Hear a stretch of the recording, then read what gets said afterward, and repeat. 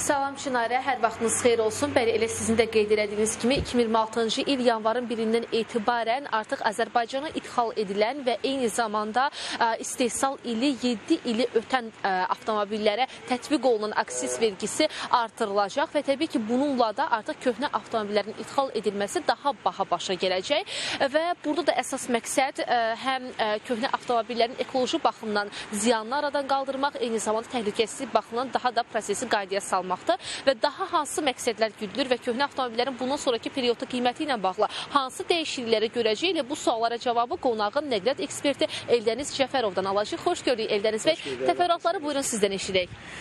Bu qərarla, bu layihə ilə daha doğrusu, bu hələ ki layihədir. Belə bəlli olur ki, dövlət ölkəyə idxal olunan ekoloji cəhətdən təmiz nəqliyyat vasitələrinin ölkə daxilində istismarını stimullaşdıran proqramı davam etdirir. Çünki bilirsiniz ki, elektromobillərə də güzəştlər yenidən tətbiq olunur. Həm gömrükdə, həm də vergidə əlavə dəy vergisindən azad olmalar həyata keçiriləcək. Baxmayaraq ki, hibrid avtomobillərə tətbiq olunan güzəştlər yəqin ki, gələn ildən ləğv olunacaq. Buna baxmayaraq, bu prosesi stimullaşdırmaq üçün də bu yeni layihə hazırlanır ki, ölkəyə idxal olunan köhnə nəqliyyat vasitələrinin axınının qarşısı bir qədər alınsın.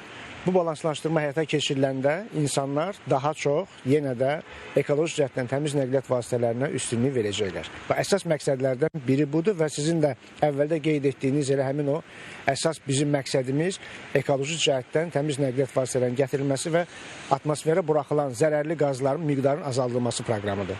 Təşəkkür edirəm. Çox sağ olun, detallı şəkildə informasiyalar təqdim etdiyiniz üçün. Bir daha xatırladım ki, artıq elə qonağımızın da dediyi kimi layihə ilə 2026-cı il yanvarın 1-dən etibarən istehsal ili 7 ili ötən avtomobillərin ölkəyə idxal edilməsində, yəni həmin avtomobillərin tətbiq olunan aksiz vergisi artırılacaq və təbii ki, bununla da həm köhnə avtomobillərin ekoloji baxımdan vurduqları ziyan, yəni zərərli qazlardan söhbət gedir burada və eyni zamanda təhlükəsizlik baxımından elə biz az şahidi olmamışıq köhnə avtomobillərin qəzalı vəziyyət yaratdığı ilə bağlı yolda qalıb və digər avtomobillərin hərəkətdə də mane olması ilə bağlı xəbərləri az görməmişik və təbii ki, bunun qarşısını almaq üçün yeni alternativlər, yeni qanun layihələri təklif olunur. Elə onlardan biri də məhz bu qanun layihəsidir. Çatdıra biləcəklərimiz hələlik bu qədərdir. Söz yenidən sizdədir.